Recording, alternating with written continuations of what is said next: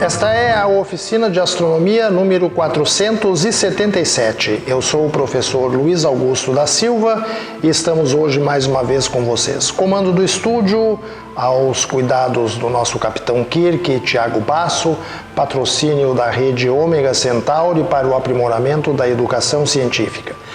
Você é professor de física, química, biologia, ciências, geografia, matemática ou de qualquer outra área do conhecimento humano e gostaria de se juntar à rede Ômega Centauri? Pois agora você pode. Entre lá no site redeomegacentauri.org e saiba detalhes sobre o nosso programa de filiação de professores, o PROF. Conheça as vantagens de ser membro efetivo da rede Ômega Centauri para o aprimoramento da educação científica. Bem, meus amigos e minhas amigas, nós estamos hoje aqui mais uma vez,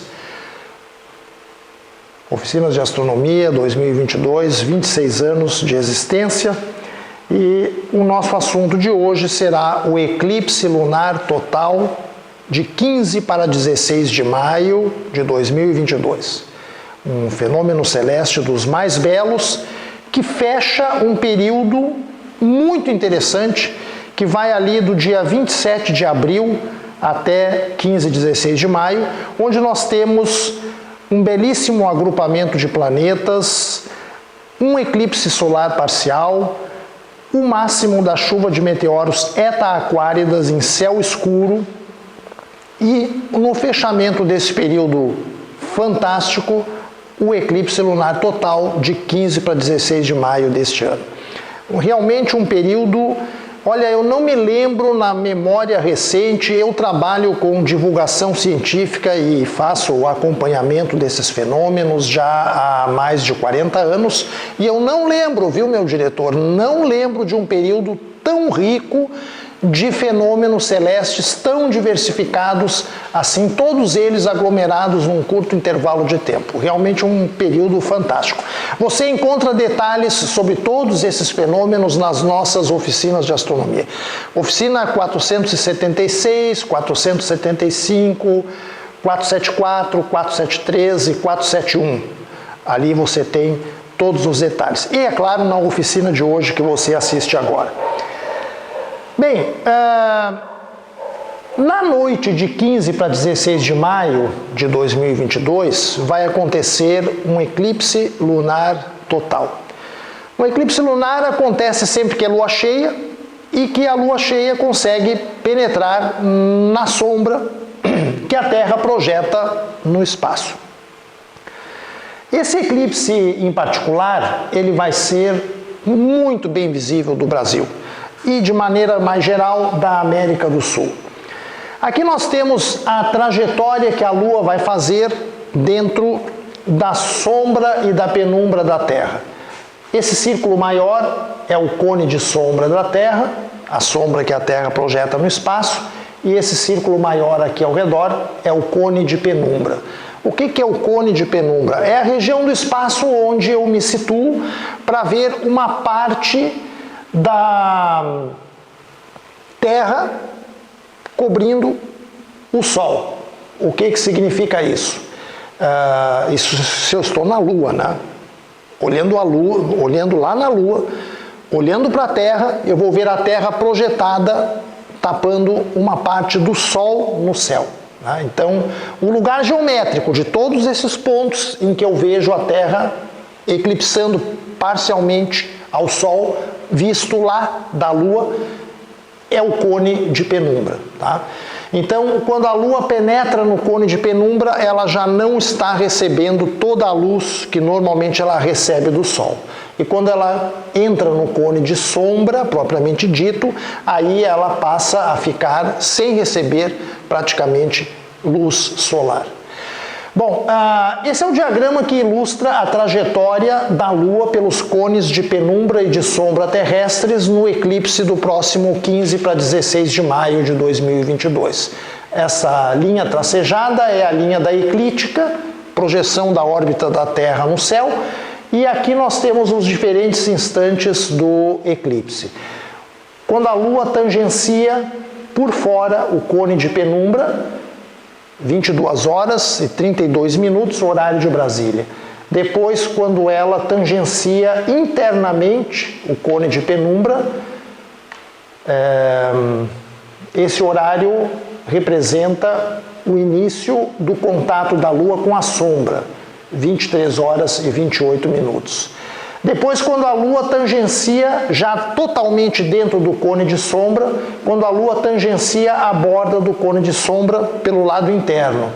Início da totalidade, 0 hora e 29, já na madrugada, início da madrugada do dia 16 de maio.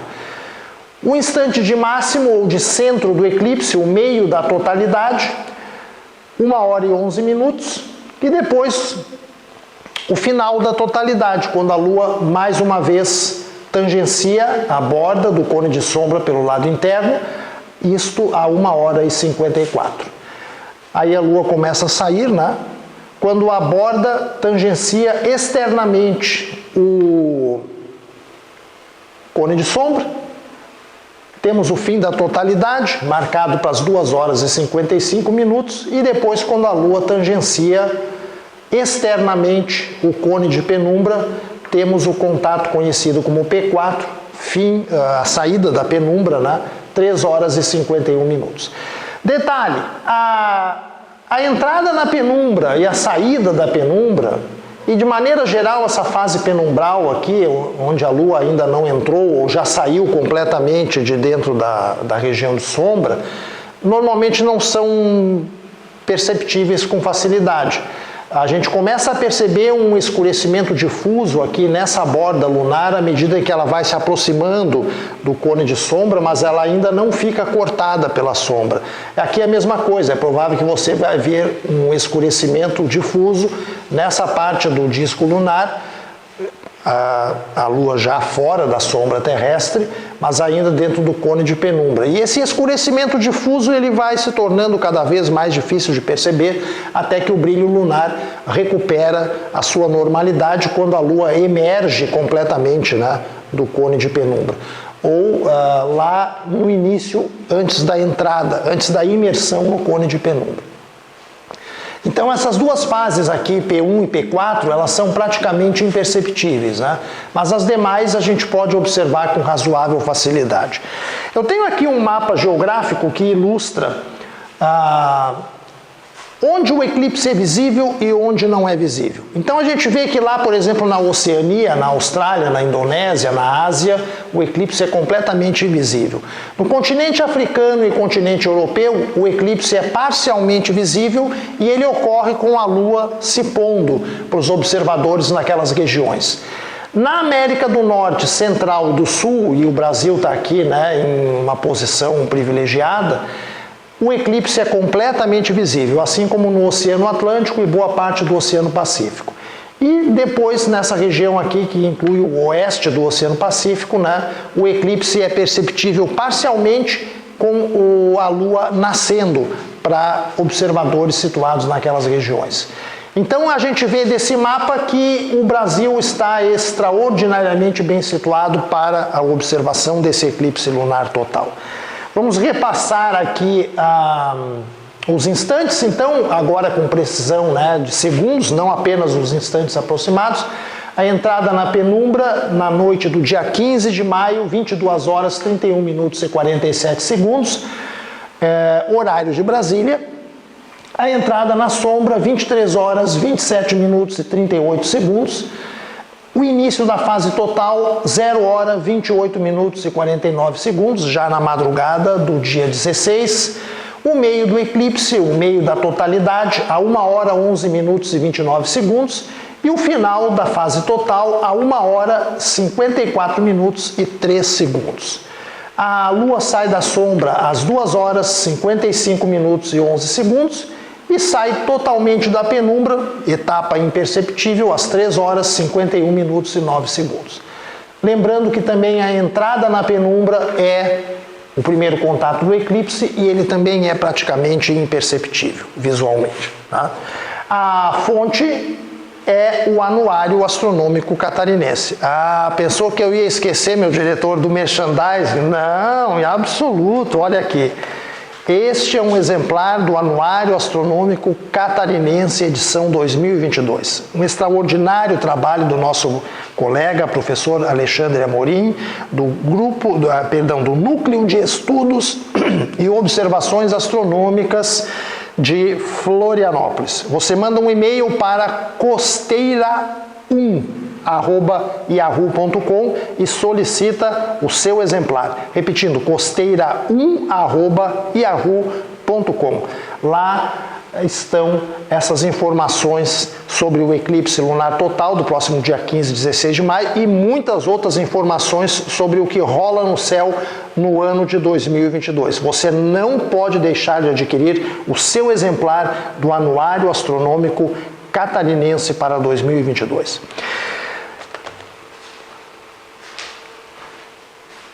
Essa é uma ilustração do mecanismo envolvido num eclipse lunar. Nós temos aqui o Sol, a Terra, a Lua e a sombra projetada pela Lua.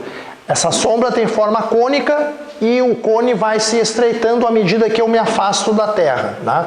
Notem que o cone de penumbra ele é mais amplo e ele vai se abrindo à medida em que eu me afasto da Terra. Tá? Então, sempre que a Lua é cheia e a Lua transita, consegue transitar por dentro da sombra e da penumbra terrestre, a gente tem um eclipse da Lua. É isso que vai acontecer agora no dia 15 para 16 de maio. Bom, tem uma questão interessante que é a luminosidade que a Lua ainda mantém mesmo durante a fase total de um eclipse lunar.